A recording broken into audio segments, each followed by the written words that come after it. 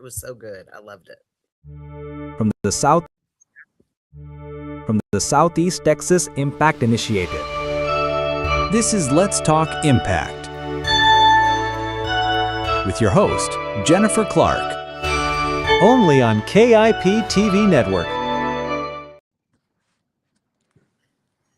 Welcome to Let's Talk Impact. Tonight, we're talking about something simple but essential, getting people to the polls. Joining me are Carolyn Guidry, candidate for Jefferson County Clerk, Ramona Young, Texas SDEC 36 committee member, Judith Lee, poll watcher coordinator, and Kevin Chance. He is our voter outreach coordinator who should be on with us shortly. I want to thank you all for joining me and being willing to share your perspectives and knowledge. We're going to talk about what voters need to know, what happens at the polls, and what all of us can do to help our communities get ready to vote. So I want to just start with a very basic question. What does get out the vote actually mean, and why does it matter? Okay. Well, Carolyn, you want to take that one, or? Yeah, yes, I do. Yes, I do. When we do our GOTV campaigns, it's targeting people to encourage them to go out and vote. Because, there's so much voter apathy sometimes about my vote don't count. So it's all about educating them on how their vote does count and making sure that they get to the polls, and if they need a ride or whatever, we want to be able to provide that for them also. So it's very important, not for a person to just be registered to vote, but to actually make it to the polls and vote, or they do have an option of mail ballots to vote as well. Okay, That's right. So let's talk about that. We've seen, especially over these past several months, we've seen a lot of people out getting people registered at community events, at schools, different places. And registration is definitely the first step. But what are some of the biggest reasons people who are registered still don't vote?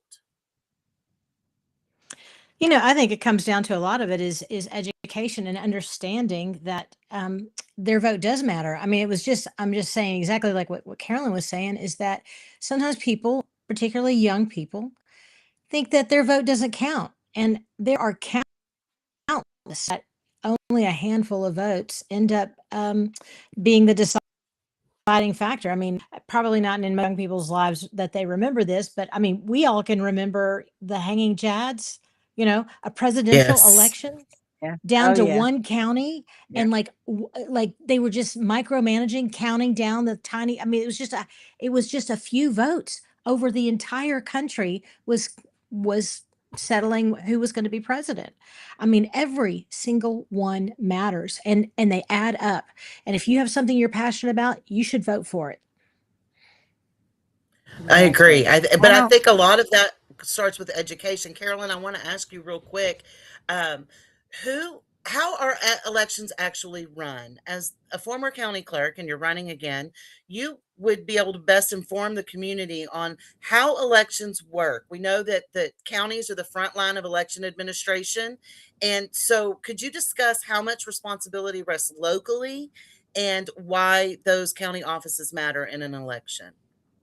Well, it's a lot that goes on behind the scene. First of all, candidates have to apply. They apply to their parties or whatever, or if it's a city issue with the cities and stuff, then we have to validate the ballot, which is validated through, most of the time, Secretary of State's office, because they have to validate the candidates, or the parties have to validate that they have received the proper paperwork. And from that, we go into a process to make sure that our ballot is prepared. We have to test it. We have to make sure that it's all the offices are where they're supposed to be before it even goes out for a mail ballot. So it's a lot behind the process to get it done. People don't realize how lucky they are that all they have to do is go to the polls and, use the buttons or use whatever and to vote. But it's so much more that goes behind the scene to make sure that every vote is counted and every vote is on their ballot that should be in their ballot, because we have so many different races. You have, races starting down from the JP, the constables, the judges, the county offices for your county and district clerk and whatever. All of those offices do matter because they matter in one way or another, whether or not you ever go to court, whether or not you ever have to be in court for something, or whether or not you just need a simple service as getting a marriage license or getting a deed recorded. So all those services are important, should be important to every voter, because you're going to use them one way or another, whether you live when you're living or whether you die. You could be in probate or you could be getting married. But those services are important, and they need to realize it matters who you have in office, because when you go to an office, you want to be served. And a lot of times, because the county clerk's office, and we have signs all over the place, we are not attorneys. We do not give legal advice. But what we can do is offer, advice to guide them in the right directions. We may not have all the solution in our office, but we should be able to point them to the right office to get the help that they need. So every office is important, and you want to walk in and be comfortable and not go out with your head bent down saying, oh, well, that was useless. It's all about who you have in those offices. Yeah, I want to say something about the county clerk's position. The county clerk's position is critical. And when I say critical, I mean it is critical to the functioning of our entire election. If it's run, you cannot be sure that everyone who needs to vote or who can vote or who wants to vote is voting. So, I mean, there is more to it than just voter apathy. Sometimes that's an education problem, and that's something that we're addressing. And we have some wonderful initiatives, and we're improving our low populations in our community, in our county. But there's also got to be education about what are when you get the polling place to cast your ballot, because sometimes people are inadvertently not being allowed to vote when they should have been allowed to vote, which, that wasn't necessarily your question, but it is something I'm really passionate about, is that people understand their rights and how that they should be able to vote. And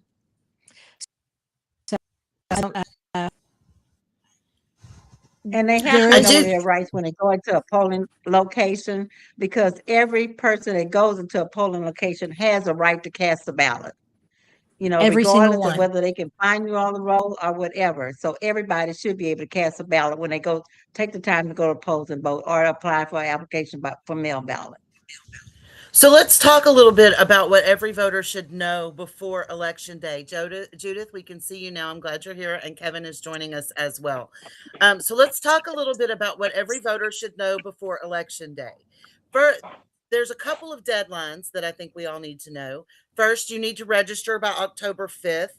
Make sure that you calendar that deadline. You have to be registered by October 5th to vote in the November 3rd election. But voters should also check their registration, learn what's on their ballot, and make a plan. And there are resources for all of these things. Can anyone talk a little bit about some of the best methods to prepare for Election Day and casting your ballot?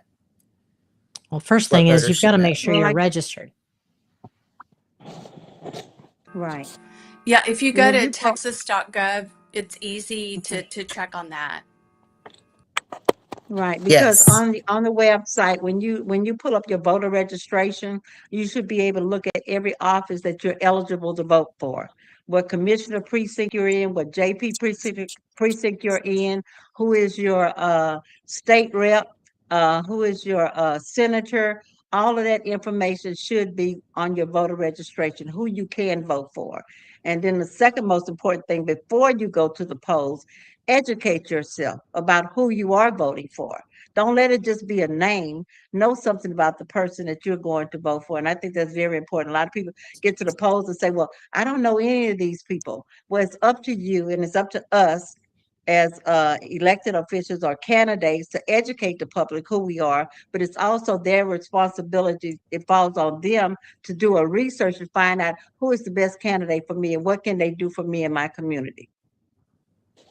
Yes. And there are resources accessible online. You can Google a lot of this information, and there's probably a lot of organizations in your community who are sharing this information. So if you have questions, you can always start at the Secretary of State website. That's a good place to begin. But there are resources and people who can help you feel better about casting your ballot. So while we're talking about that, Kevin is here. He is our voter outreach coordinator. Kevin, talk to us a little bit about some of the things that are important when reaching out to voters. What are some of the initiatives that are important in reaching in all those spaces? Well, I would say one of the most important things is meeting them where they're at.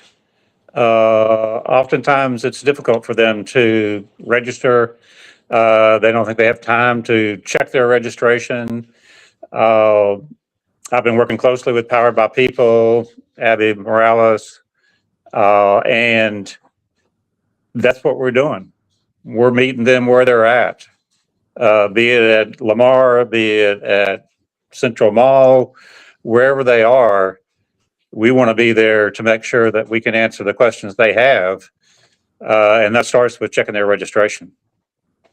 Perfect. Okay. Let's talk a little bit about the initiatives and efforts we see people talking about when it comes to GOTV, like block walking, phone banking, ride organizing. What are some of the things there and why are they necessary? What do we benefit from? I don't want to interrupt anybody. I'm waiting to see somebody. There is a block called, what's it called? Something that, oh my gosh, I just went blank on what it's called. There's a kickoff walking and phone banking that's going to happen on September the 16th. And volunteers are going to gather. What's it called? Yeah. Ballot Bash. Thank you. Ballot Bash. Ballot Punch. And I was like, no, that's not it. It's not Ballot Punch. Ballot Bash. Yeah. And it's all these different organizations. We like alliteration. Yes, I love alliteration. So it's all these organizations that are coming together, and I'm going to just start naming some. And Jennifer and Kevin, if you guys think of some, it's the Jefferson County Democratic Party. It's Impact Initiative, Southeast Texas Impact Initiative. It's the Southeast Texas Democratic Women. There's, I think, is the NAACP going to be involved? NAACP. Yes, and then there's the well, you got all that Powered by the People. You got all the logos up there. Yeah. What is that? State of Trill, Port Arthur representing. Well, they started with our Good Trouble. They all worked on our Good Trouble, which was a voter education event. Yeah. So they started with that. And synergy. So now we're having the GOTV kickoff, which is going to include NAACP, Southeast Texas Minority Alliance, all the Dem groups you noted, Democratic Party, Jefferson County, Dem Women. We've also had some people reach out, candidates and other people over the past 2 days that are joining us as well. So there's going to be more organizations involved, and we're very excited. Yeah, because, synergy really is what is going to win it, because we put all of our efforts and our power together, and we're just going to be unstoppable. Yeah. Yes. Really, that's what I want to do. Souls to the Poll. Where to vote in early voting on Sunday after church, and just caravans, making a trail to the polls and voting. Only vote once, but that was a joke. Of course, you yes, only vote once. Yes. So let's talk a little bit about the poll. What's that, Miss Carolyn? Carolyn? I was saying, I think they do the souls to the poll because it's like a statement of unity. But what I've noticed over the past years before I retired was that a lot of the people they choose to vote early. So by the time the Sunday roll around for them to vote, they've already voted. But they still do it in unison, and they still appear at the polling locations to show unity in voting as a block in their church. And I think it's a wonderful thing to do. We just need to get our pastors a little bit more involved in what they've been in the past. That's a new thing, that pastors now have the right. Yes, they have the right. Before that, they were not allowed to do that, but are now. Well, it's an interesting, development. And that's a new law that came out through the IRS, because that they no longer put their 501c3 by supporting.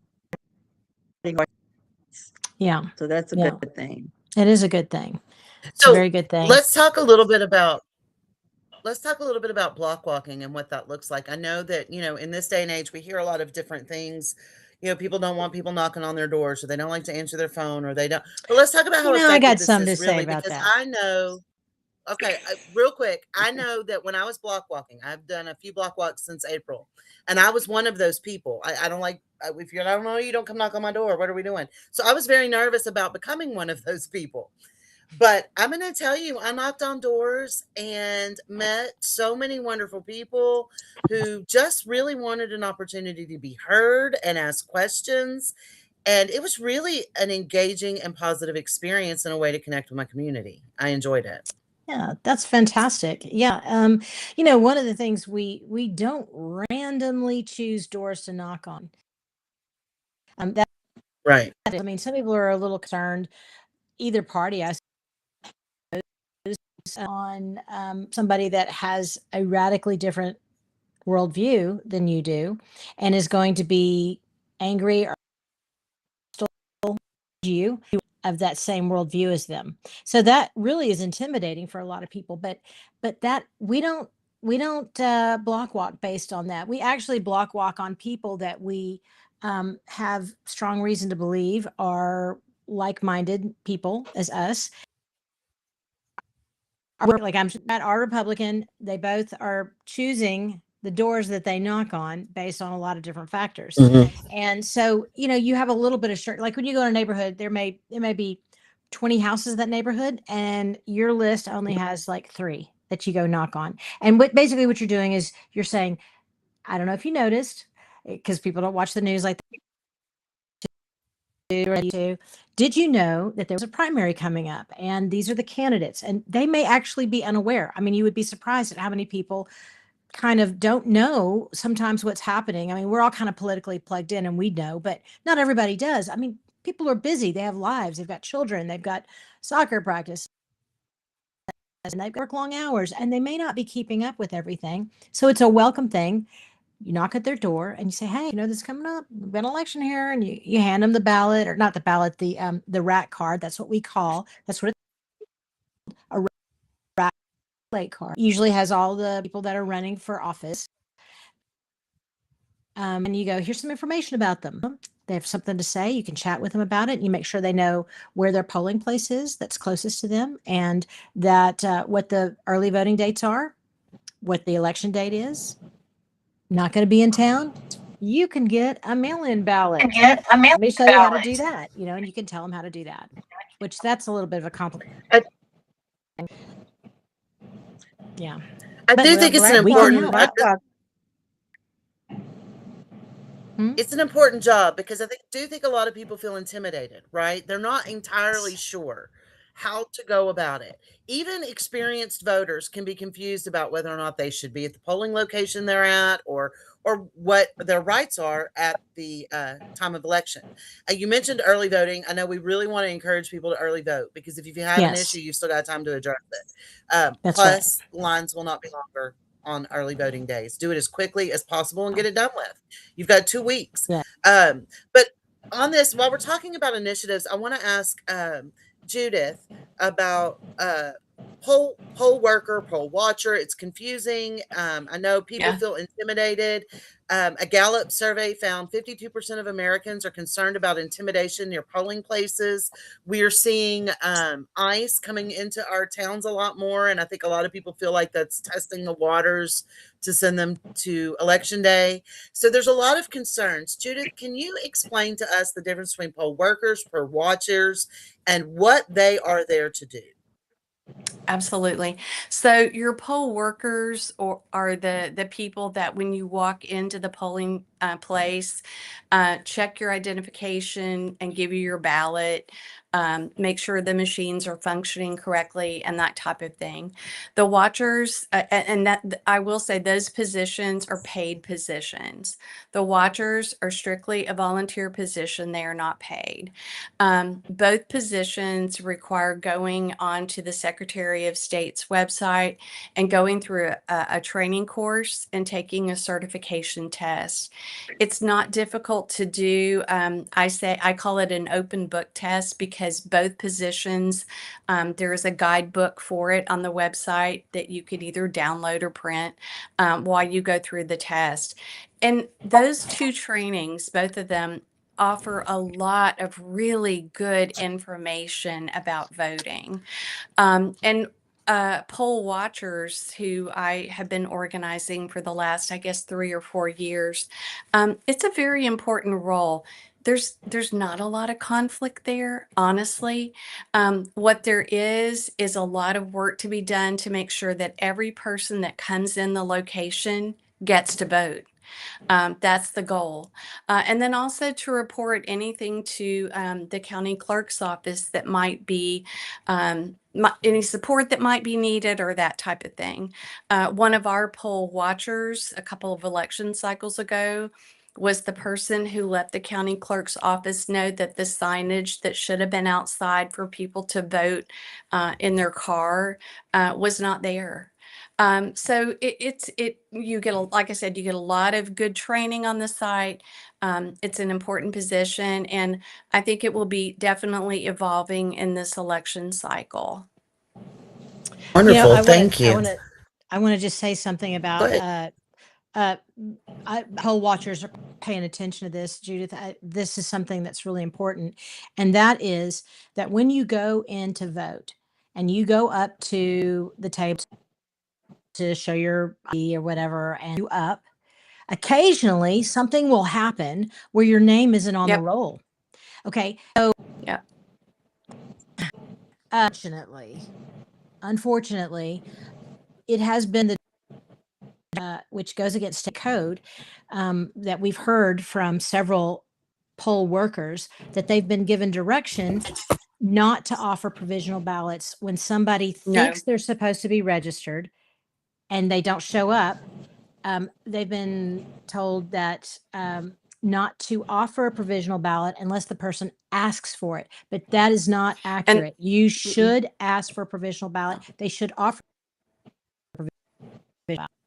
Absolutely. And not, like I said, that's why that training piece is so helpful, because Could as a catch that. watcher, the watcher can absolutely interact with the clerk at that point.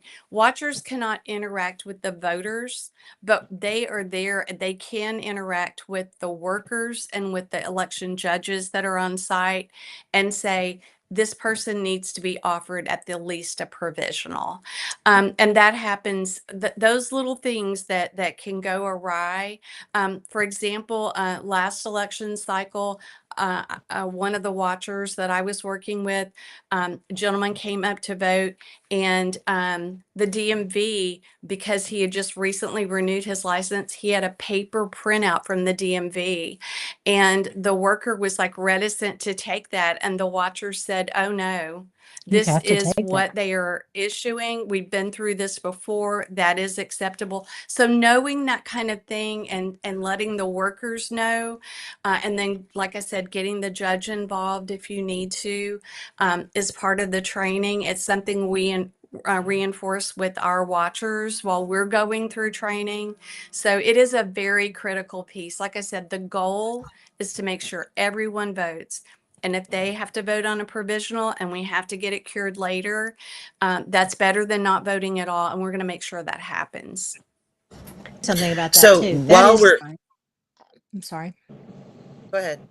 No, I you want to go say ahead. something about a provisional. I just want to just a little bit more about provisional ballot. If there's some sort of mistake, what a typo or the record there and it's not on the ballot, and you for sure are you've been registered, you should be offered a provisional ballot so that you can vote. Your vote should count. And if you walk away without having been offered one, that is called disenfranchisement. Okay. Did I say that right? I don't know. It's a long word. Yes. Yes. It means you've lost right of something of no fault of your own. Okay. And they shouldn't do that. That happen to you. And poll watchers are there to help you be a poll watcher. You can do very good work to help people make sure their vote counts. And here's the other thing. Occasionally it happens that people vote and get a provision out they weren't registered. Okay. That happens. Examples of that might be a new 18-year-old who thought because they had a driver's license, they were automatically registered and they thought they were Right. and they weren't. You don't get in trouble. You will for voting provisional ballot and it turns out you weren't registered. You will not get in trouble. You should go ahead and vote. Even if you end up being wrong about being registered, you should go ahead and vote. Okay. I'm not talking about you're ineligible, like you're not a citizen or you're not old enough or you are somebody who's got an active felon that you're not allowed to vote. I'm talking about somebody who legitimately should be a reason they weren't registered. Maybe your registration got purged. But here's the cool thing. That provisional ballot that you filled out, even though it didn't count, guess what it does? It makes you eligible in the election because then you are registered through that provisional ballot. So vote. Okay. If they say you're not in there, The you go, provisional "Oh, ballot registers you. yes, the provisional ballot Yes. registers you for the next election." So that was, Nice. I've heard that the reason why poll workers were told not to offer people the provisional ballot unless they specifically asked for it because of a big incidence of some college students, some Lamar students. Like there was a whole slew of them that went and voted, and they had like I don't know hundreds, whatever. That they ended up having to throw all those out. They didn't count. And the clerk's office a long time to cure all those things and to find out that these kids weren't registered. Okay, and so that is supposedly what I've heard. They do tell the poll worker, you know what, that's just a lot of trouble. We had all those kids that tried to vote. Let's not do that. Just don't even offer it. Don't even offer it because, it's just a lot of work on our part. That's their job. That's the government's job. That's the county clerk's job. Okay. And I just want to Yeah, say and the little plug, Carolyn that's Guidry wouldn't do that. no, and that should not be happening because a lot of people wouldn't even know to ask for That's a it. provisional. That's They'll it. stand Right. there, they'll be turned away, and they won't know there's another recourse. And that's why everyone should be offered a provisional. Yes. So no, that should not be happening. Well, the And I solution would hope, They should to all be extra or free. yeah, the Catch that. solution to votes that shouldn't have happened is not to not let other people vote. It's to get out there and register those voters so that they're yeah, registered. That seems Yes, like thank the you. opposite way to solve that problem. Right. And then all those And college if Lamar kids, was more friendly, Yeah, all Lamar those does not make it college easy kids to register. are now registered. The ones Yeah, that cast those provisional it ballots. is. Two things I want to say about registration for our youth. Number one, it's supposed to be the law in Texas that high schools offer Yes. registration twice a year in the fall semester and the spring, but there is no teeth to that law. So when those kids don't get registered, and then they go on to a college campus that is not welcoming as far as registering goes, we have kids who are not given the civic opportunity to have a voice in the community they live in, and that is wrong. It is. It is very wrong. So that's kind of my 2 cents on that. Also, I also am certified as a volunteer deputy registrar for registering voters, and something I found in that experience was interesting too. In that, I think we think a lot of the time that our unregistered voters are youth, and a lot of them are, but we also have full-grown adults out there who it's not that they don't vote; it's that they're not registered. My partner and I registered on the Lamar campus a lady who worked in a custodial role over there, I would say she was in her early 70s. She had never registered to vote, and we registered her. That's So don't wonderful. Aw. assume that everyone you see that is a grown-up is registered to vote, and you just have to convince them to get out and vote.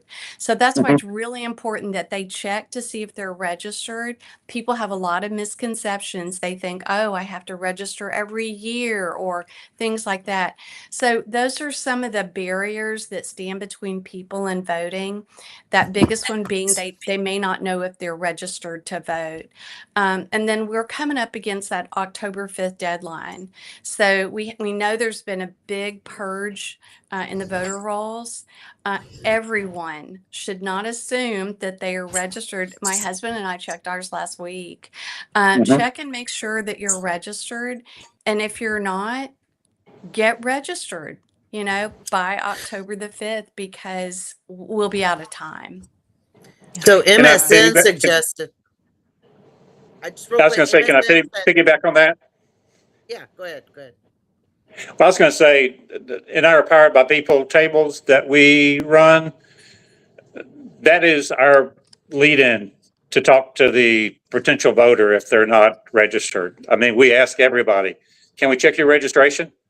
And they'll go, well, I'm registered. Are you sure? There's been a lot of issues with Secretary of State, which we don't even have one now. Right. But that's another story. But that's how we lead.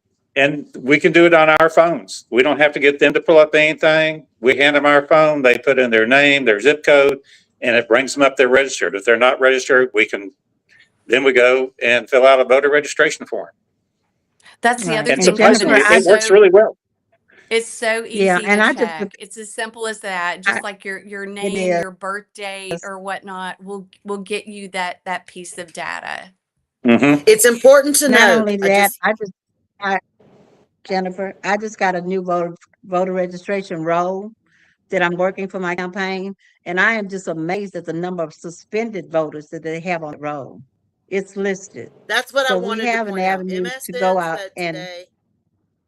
Mhm. MSN said today more than 1 million voters in Texas have been suspended. So Oh, if you Lord. think you're registered, you might make sure. Yeah. I'm Was sorry, that 1 Carolyn, go million ahead. across the I just wanted nation to say the number. or Texas? It No. said 1 million Texas voters purged or Texas, suspended above Wow. Senate race. That was MSN. Just texas.gov. Just go there. Look for voting, and like Kevin said, it's so simple to put in, so little about yourself to pull that up. So Yeah. yeah. Okay, Jennifer, so all I we was know saying, the voters. Go ahead, Carolyn. all I was saying was that I know y'all doing the block walking and stuff, but that's a good tool to have depending on what precinct you're block walking on this roll, and pull up everybody that's suspended in the area that you're block walking and targeting in. And if I could add something else right now, while we were talking about block walking, I didn't get to intervene. Block walking has become difficult because of all the Ring cameras and people looking at you coming at the door. And sometimes they just don't Oh, want to be bothered, don't want to answer. But the good thing about black walking is you get to leave literature, you get to leave them information that's valuable to them. So it's just more than one. Education is great, but if you can't, we still have something that we can leave to try to educate the voters in the community. That yeah, is that's a great. very good point. I mean, I did my first block walk this year. I've done first of a lot of things in the past 12 months, but I did my first block walk about abatements. In Port Arthur, about a mile and a half from Motiva, the one that exploded. And Yes. those people Valero. were very accepting. It was a predominantly black neighborhood, but that didn't matter. I mean, they opened their doors. Now, they didn't invite us in Right. for anything, but we had literature. We talked to them about abatements. We let them talk about the way their houses shook whenever that thing blew up. And Right. they were happy to see us. Mm-hmm. Yes. Mm-hmm. Now, Yes. I can't say that's always the case, but Yeah. in that situation, it was. Right. Right. Right. Right. That was really, Yes, so yes. we've done that about 3 or 4 times now in Port Arthur about abatements. And that block walking experience, one, doing that outside of election season, builds trust, right? They're going to start to recognize some faces. They're going to be used to you coming around. But it has been nice to see the community be receptive and just want to be heard and have conversation. And a lot of them, once you do that, they're willing to get more engaged in other things. So it's also a powerful tool for civic engagement as well. So just talking Right. about those dates, we just talked about all the suspensions. October 5th is the registration deadline. If you have not checked, go on vote.gov, check your registration, make sure that you are registered. You cannot register online in Texas, but there are voter registration events and you're in many places that you can get registered. So make sure that you are registered by October 5th. Let's talk about some of the other challenges coming up to this election. So this is a midterm election year. I know that we all have some strong feelings about what the election's going to look like and where we're going. So we've been here in Texas. We've had the gerrymandering issues. We feel like there's political interference in regard to ballot security, voter intimidation, ineligible voters are talked about all the time. So there's lots of concerns. It feels like there's been a real big effort to undermine people's trust in the elections. And so what are we anticipating seeing coming November?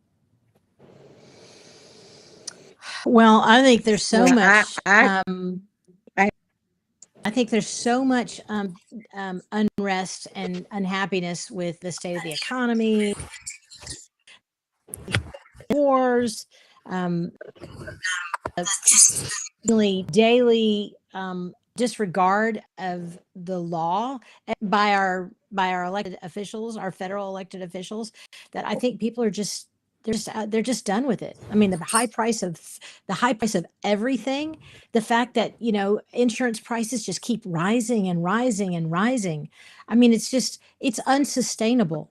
Like it's just not sustainable. And I mean, I'm not even touching on schools. I mean, all the stuff on schools, there is so much unrest and unhappiness with the state of our government that I think that there's going to be a huge people voting differently than what they voted for in the past. And for me, I think that's going to be I a hope huge so. Democratic. There's going to be Texas is going to stop being 100% instances Republican. I mean, it's gonna Well, stop. it's not sustainable. It's not sustainable. And the schools are definitely at this point, my single issue voting area. And so when people want to go to something like who's going in which bathroom or what are they dressed up like reading a story, I'm like, you know what, just stop. Yeah, it doesn't matter. We went from 7th in education over the last almost 3 decades to we go between 41st and 42nd, depending on the state next to us, how bad they're doing. So I think also in conversations with people who are going to vote, if there is someone you encounter who's like, oh, what about trans girls, you know, running it's like, you know what, have you been to the grocery store or have you bought gas? Because yes. enough of the silliness. There's going to be some type of very important issue out there for everyone. And so I think when we kind of dispel the chaotic myth that's meant to cotton ball what's really going on, that we can have some really good conversations with people about candidates and their platforms that address issues that are real. Yes, Can I make a comment on that real quick? Two things. One, I do agree with Ramona. I think the level of agitation that voters are feeling, the dissatisfaction with the state of our economy and the way we're all struggling to survive is going to motivate people to the polls. It is constantly that anger, frustration, fear, those are the things that motivate people. It's unfortunate. But the thing I want to say is, if this motivates you this time, remember how bad it got, because we cannot get complacent in the future, right? Yeah. Democracy requires our participation consistently, not just when we're trying to save it. So that's an important thing to remember. But I to think take care of it. too, like Judith was saying, you know, there's a lot of things. What is going to get people to the polls? We've heard all of this culture war nonsense, right? Which at the end of the day is a civil rights issue. We should be making sure that every human being has basic dignity, safety, and protection. Like, we don't even have to go into who, what, when, where, why. Are you human? You're entitled to some safety and protection. Like, that's the end of the conversation. It's civil rights. It's human rights. The end. The issues that we are facing, when you go to the polls, voting for a candidate who's screaming about transgender issues or litter boxes or indoctrination, when you cast that ballot, is that going to make your life any different in the week following? It's not going to change anything. Your groceries are still going to be high. Your gas is still going to be unaffordable.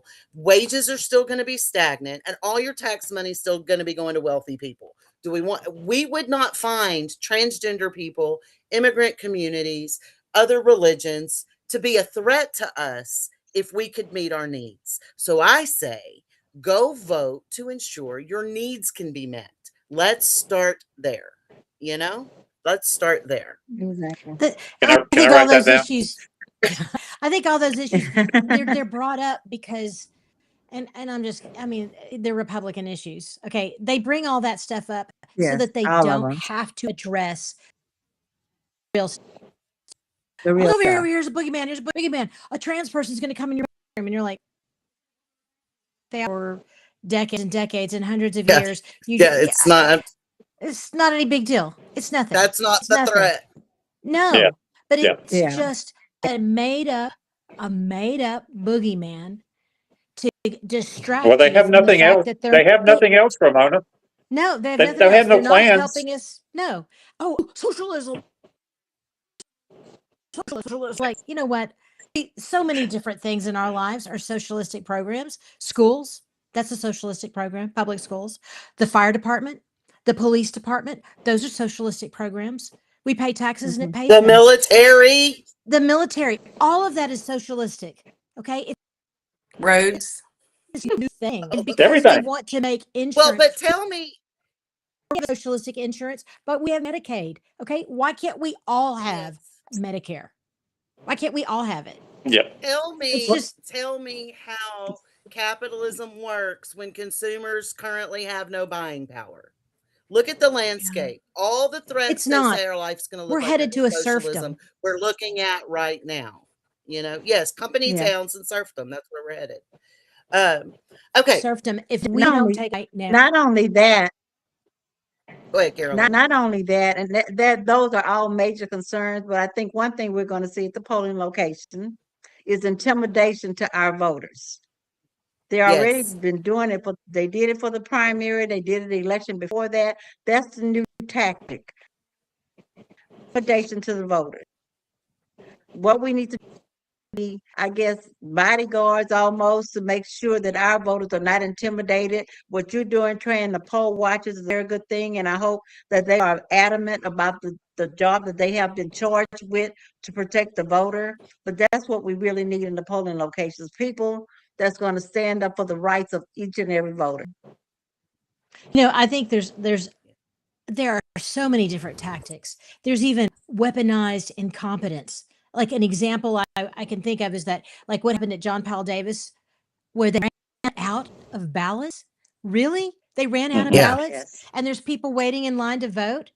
And so, they want to blame the election judge, that the person that's there running the thing, and really, it's in the county clerk's office that there is a hub where they can see at any given moment, because they know how many ballots, because these are tightly controlled. They know how many numbers go. Like so many, let's just 1,000 ballots go here, and as they go through the machine, they know how many votes have been cast. So if they knew so many votes were at John Paul there, and then that number was dwindling, and the people that are actually working there are too busy to be watching the stack go down, the county clerk's office is supposed to know and supposed to send them out some ballots so that their people are not disenfranchised or in line. So that is weaponized incompetence. I think that's intentional. And just gross incompetence, which we need a competent county clerk, okay? And County clerk, Carolyn here I has am. 16 years of Here experience I am. and so many innovations I that have happened in Jefferson County. They're her doing, okay? We need competence. Right. Now, I'm just want to say the the county clerk that we have now, very nice. And she's friendly, and she's every time I Oh. see her, she's very friendly. Okay. But Friendly. I don't think she has ramped up and learned all the things that she needs to learn to be the kind of competent county clerk that we need.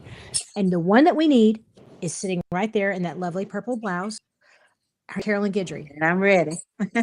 Said what I said. All right, you clip that, Carolyn. That's your stump speech. There you go. Well, I like the I- way she speaks. I know. I Well wanted to enjoyed. jump in with another little piece of information about the poll watchers. Because we Mhm. did have a situation at one of our polling locations where we started out with only, I think it was 2 or 3 of the poll pads. And this was in an election cycle where we knew there was going to be heavy turnout. Now that is directly related to what is placed there by decision making over at the clerk's office. So, and that Yeah. was under the person So the that's in the lines- position now. The lines were really long. So, what happened was it wasn't just the lines, because we also had a lot of curbside voting. When there's curbside voting, that pad has to physically go out to the Mhm. car. So then Right. you end up having lines that are even backing up more and more. So Not a good decision what on I how d- that was laid out, was it? but what a watcher can do, and this is another thing that we talk about in our trainings and whatnot. And what I did was, you go out past that marker line and you get on your phone with the county clerk's office and say, we need more pads, and we need them now. And so you're going on the record as doing this request, and you're getting those in so that you can make it better for the voters. So that's Right. another Mhm. important job that a watcher can take part in. And I think it's going to be critical, because I mean, I really think we're going to have really good turnout this time. So things do like too. you're talking about, enough ballots that go out, the pads that go out, the response Mhm. in the minute when voting is already starting to happen. That's when you get to that district clerk position, and having someone who knows how things work, who plans well in advance, and quickly responds when there's something going on. Yeah. We've had There you 9 go. polling places And closed. do you know how many cut I believe that's what I over heard. the counter? I could be wrong, but yes, 9 polling I'm places still have been verifying closed. how many they actually cut. I'm not sure. They did downsize the number They of cut polling some. locations. Mhm. Well, that's Why? unfortunate. Oh, we're going to have this huge Why? turnout. What We're going what to have is this huge the turnout. what and is the rationale for that in an election when it looks like we're going to have heavy turnout? How do you, I mean, I can think of some dark reasons for doing that, Right. but what do they actually say is the reason for cutting? I haven't heard anything. cost savings. The cost savings. I was going to say it's probably They- cost.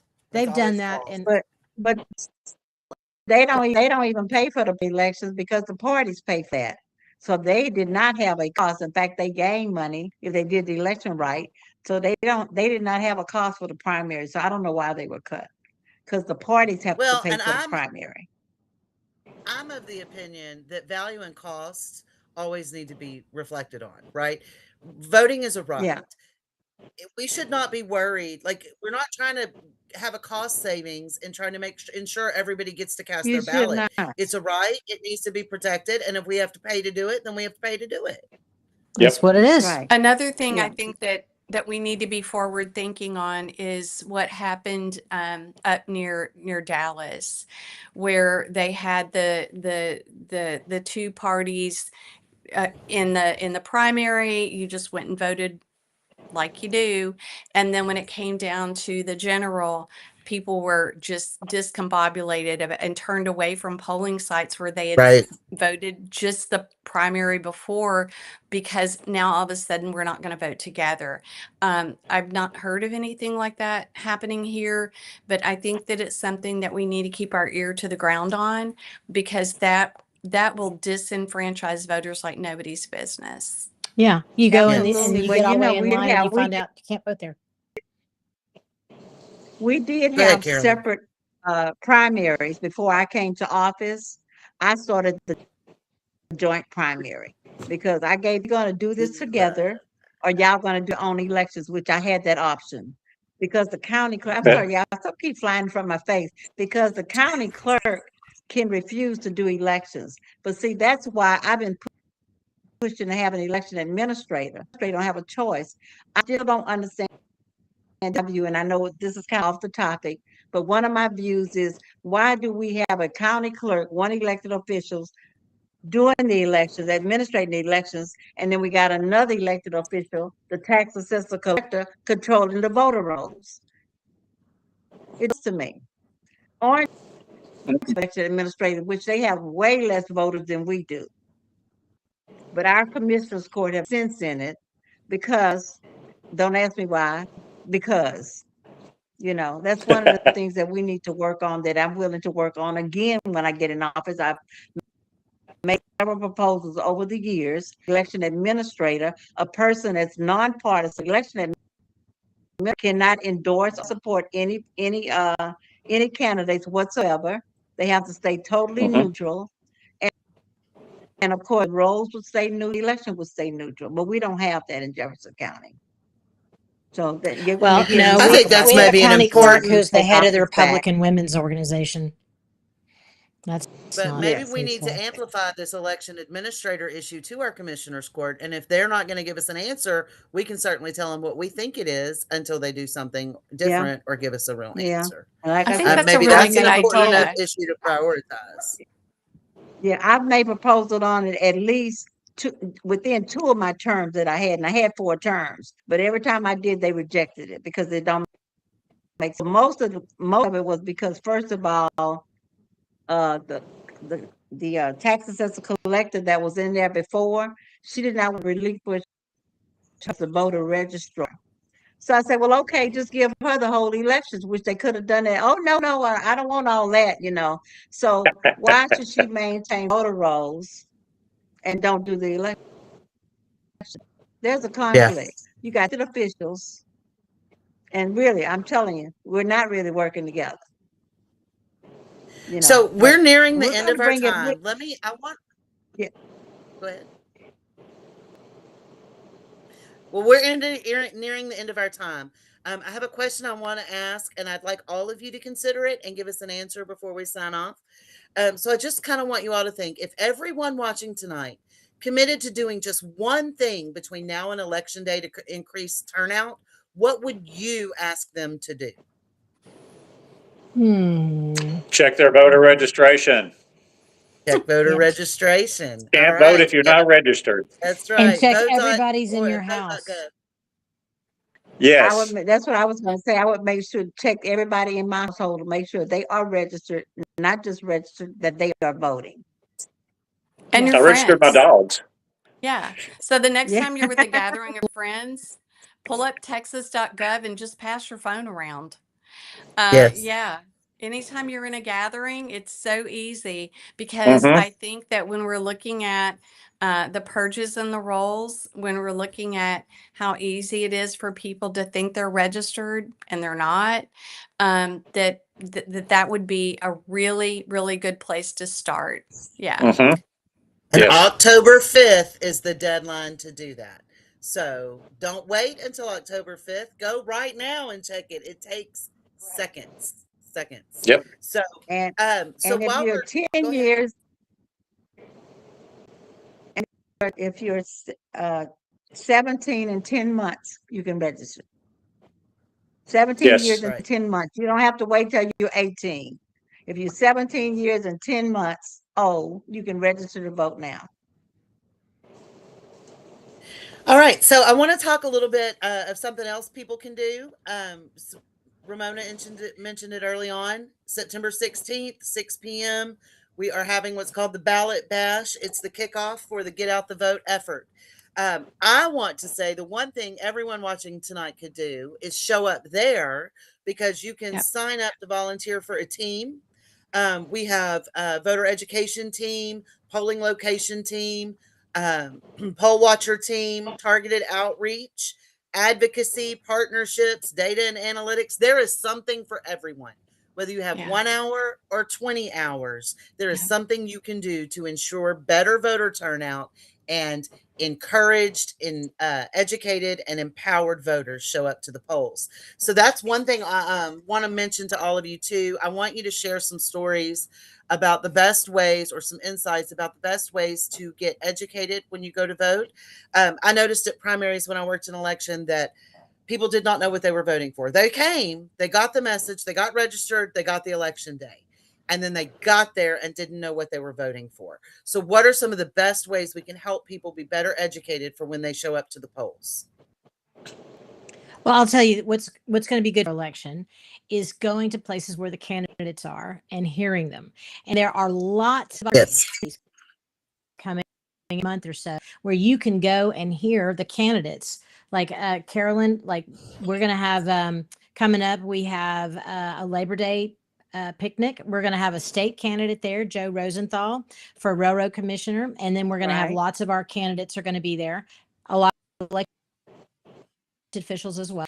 Carolyn will be there.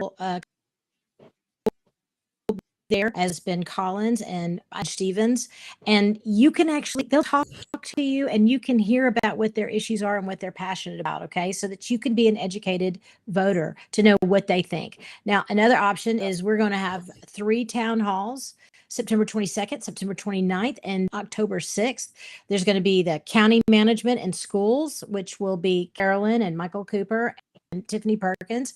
She's a firebrand on school education. And you know how everybody's like, we got a lot of stuff going on right now. Yep. And the schools, like a lot of stuff. Absolutely. So, and then on the next one will be legislatures, which is Jackie Hernandez and Thurman Bartee and Rhonda Hart and Bobby Tillman.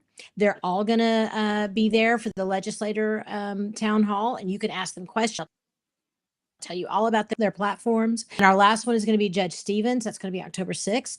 And Ben Collins, who is our Justice of the Peace. And you can ask them questions and they'll tell you what they believe and why you should vote for them. And then we don't know who it's going to be yet, because a debate is only debate if you got your opponent. But right now it's gone out to ask the Republican opponents of the Democrats that we have to see who's up for a debate. We're going to have a debate, somebody, October 13th. So The Democrats are all opportunities. in. I can tell you that much. We're Oh, in, yeah. baby. We're in. We're in it. I want to really encourage Well- people watching. I want to really encourage people watching to show up to these meet and greets. You hear a lot about politicians. The internet, especially our socials, not always the best place to be informed, great place to be introduced. But I want to encourage people to step out of the internet, out of their living rooms, get out and meet and greet these candidates. Because if you do not trust or believe them, you can ask them to their face, and do not pass up that opportunity. There are meet and greets almost weekly right now with candidates at different levels. Grab your calendar, get online, find out when those things were happening, and show up to some of them. Show up. Can I And, promote you know, I'm sorry, Go can ahead, I promote a online town hall that the Sierra yeah. Club of Texas is Yes, doing? please. They're going to have Dickie Goodwin and Clayton Tucker, and I mean a whole laundry list of state candidates. And that's one of the easiest ways to be able to, you can submit questions. I wish I had the information for it, but I don't. I can get it to you, Jennifer, if you want to post it after the Yes. podcast. But yeah, it's coming up soon, and you would be able to submit questions and be able to hear from these candidates. A lot more candidates than you could in one place. And on that note, I want to say that all Go of ahead. those things I mentioned, the town halls, the Labor Day picnic, that things are all in the Jefferson County Democratic Party. know they're all, you'll find them on there somewhere. There's an event. You can find a Facebook page. I have a political page because I have a state Democratic Party office, and it's Ramona. And keep all that stuff posted on my page too. So real quick, gonna, go ahead, Judith. Go ahead. I'm sorry. I was just going to kind of add on to what Kevin said, is that all of these candidates have some kind of social media presence where they're going to list when they're doing some type of a Zoom or whatever that you can just jump onto. So you can get a lot of information there. And those are usually recorded. So, you know, if your work situation is different or whatever, you can always just go and look for that if you're not able to catch it live. So a lot of information out there. Just like Jennifer said, right from the horse's mouth. Don't wait for someone else to recombobulate it and give it to you in some form or fashion. You can just hear it from the candidate. That's the Yes, best and way. I'm really intrigued. Southeast Texas Impact, if you go on our page, we share everything we see. If it's a public event, if someone sends it to me or I see it, I'm sharing it with our membership, which is about 1,000 people. So if you have an event, if you are a candidate, if you are a local org and you're having any kind of voter education registration event, share it with us and we will help get the word out. We want our community informed and engaged and ready to vote. Okay, so I want to thank you all. I think this has been a very productive session. I hope that our listeners are able to take some information from this and feel more confident heading to the polls this November. So getting out the vote isn't just about election day. It's making sure people have information, access, and encouragement they need to participate. Thank you to Carolyn Guidry, Ramona Young, You're welcome. Judith Lee, Oh, and Kevin Chance. And thank you, Danae, as usual, manning our comments, for joining us and for all of the work that you guys are doing in our communities. It is beneficial and essential. So to everyone watching, check your registration by October 5th. Make your voting plan. Be sure to early vote. Help someone else make theirs, and then show up. Show up together. If this conversation resonated with you or challenged you, please like and share. And be sure to subscribe and join us live every Thursday at 8 p.m. right here on Let's Talk Impact. Thank you all, guys, so much. Have a great evening. Thank you. Good night. thank you. Good night. Vote Jefferson County. That's right. That's right. Thanks for watching Let's Talk Impact. New episodes every Thursday at 8. Also streaming on your favorite platforms. AKIP TV Network presentation.